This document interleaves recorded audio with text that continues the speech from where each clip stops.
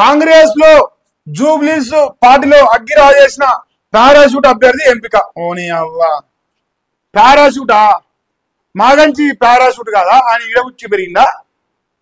Parachute అభ్యర్థి అంటే ఇప్పుడు ఎవరిని అంటుండే సార్? నవీన్ కుమార్ యాదవ్ అంటుండే. ఇగో నేనేమంటా అన్న, నమస్తే తెలంగాణ విషయం కక్కోవచ్చు, వార్తలు రాయొచ్చు కానీ విషయం కక్కొద్దు. నీ కన్న కూతురు చెప్తుంది, కడుపులో పుట్టిన కన్న కూతురు కరపత్రం నమస్తే తెలంగాణ అంటుంది.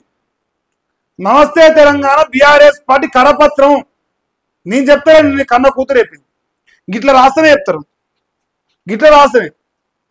మరి మాగంటి గోపీనాథ్ గారి భార్య పారాషూట్ లీడర్ కదా, వాళ్ళు ఈయనే పుట్టి వాళ్ళ తాతలు వాళ్ళ ముత్తాతలు ఈయనే పుట్టి పెరిగిరా? గో మీరు ఇట్లనే చెప్తే తర్వాత లెక్క వేరు. మీ కర్మకాలంలో గెలిచినా గెలుస్తాడు. మరి నవీన్ కుమార్ యాదవ్ అనేటువంటి పర్సనల్ ఇమేజ్ ఉన్నది, ఎంఐఎం సపోర్ట్ ఉన్నది. కాకపోతే కాంగ్రెస్ పార్టీ పైన ఉన్న వ్యతిరేకత ఆయనకు మైనస్ అవుతుందని చెప్తాను. ఖండకావరం ఎక్కిపోయి ఆంధ్రలో మోసేదింది అయినట్టు ఆంధ్ర నుంచి బతుకొచ్చిన వాళ్ళ కోసం ఎట్లా పడితే అట్లా రాస్తే వాడు ఊకోడు. అదే చెప్తాను. పారాషూట్ అభ్యర్థి అట. అసలు మీకు తలకాయ ఉన్నదా రాష్ట్రానికి? ఈ పేపర్ రాష్ట్రానికి మనిషివాడు కాదా? ఏం మాట్లాడిండు?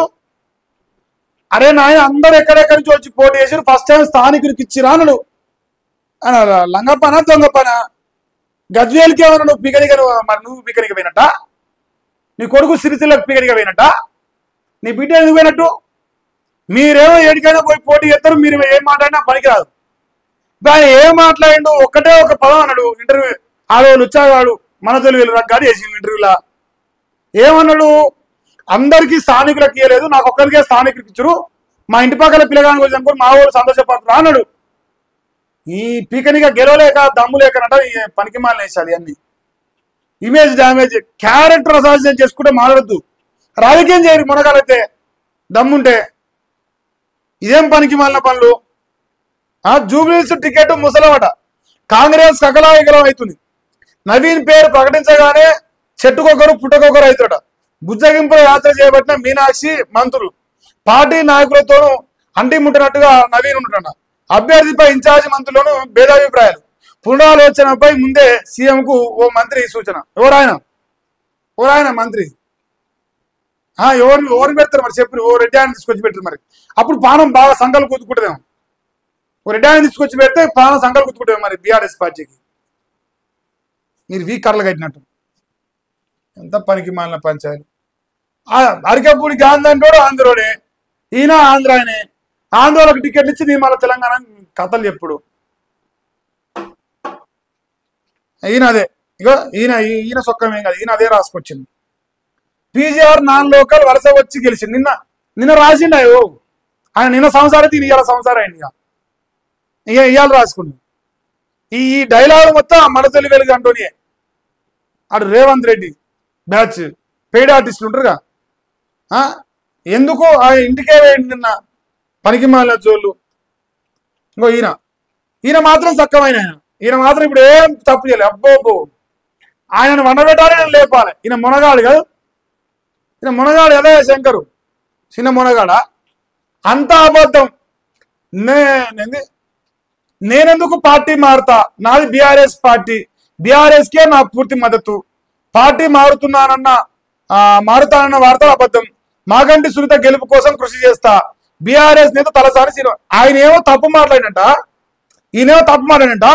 ఈయనేమో సంసారట. తలసాని శ్రీనివాస్ యాదవ్ సంసారట. అయ్యో అస్సాని బీఆర్ఎస్ పార్టీకి ఒక్క ఓరు కూడా పడకుండా పని చేయడు.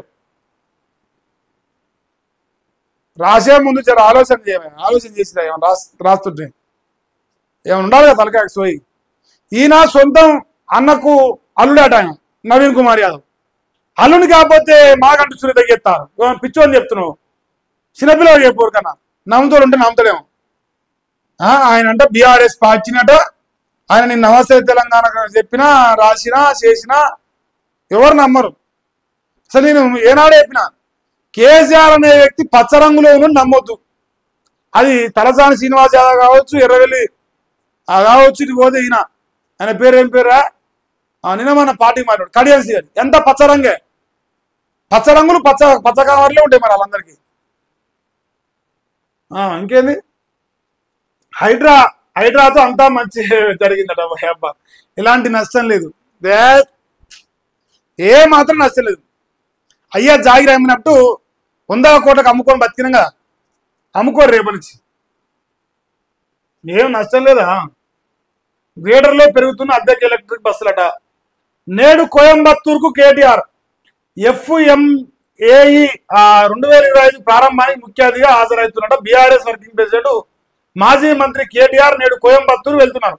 దేశవ్యాప్తంగా వివిధ ఇంజనీరింగ్ కాలేజీల విద్యార్థులు పాల్గొనే ప్రతిష్టాత్మకమైన 10వ FMAE national student motor sports competition లో 2025 మరి చీఫ్ గెస్ట్ గా పోతుంట.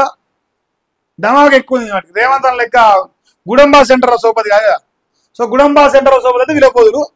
సో కొంచెం చదువుకున్నాడు కాబట్టి మరి పిలిచిరాడ, పిలిచి రావయ్య రామారావు మరి నీతోనే ఉంది కథ మొత్తం అని చెప్పిరట.